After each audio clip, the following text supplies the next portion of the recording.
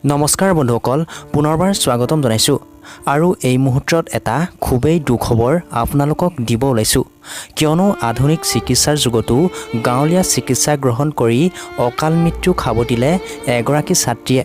দৰং জিলাৰ দুনি নামৰ এটা অঞ্চলত সংঘটিত হৈছে এই শোকাবহ ঘটনাটো।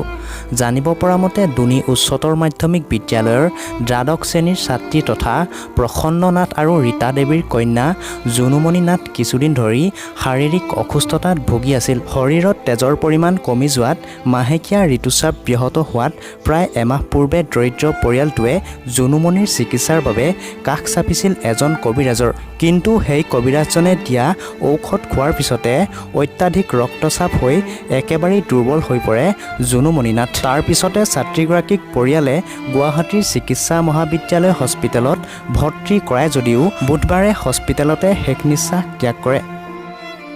ছাত্ৰীগৰাকীৰ মৃত্যুত সমগ্ৰ অঞ্চলবাসীয়ে শোক প্ৰকাশ কৰিছে যে পূৰ্বেই আধুনিক চিকিৎসা গ্ৰহণ কৰা হ'লে এনেদৰে মৃত্যুক সাৱটিবলগীয়া নহ'লহেঁতেন জুনুমনিয়ে। আৰু শেষত জুনুমনিৰ আত্মাৰ চিৰশান্তি কামনা কৰাৰ লগতে শোকসন্তপ্ত পৰিয়ালবৰ্গলৈ গভীৰ সমবেদনা জ্ঞাপন কৰিলোঁ।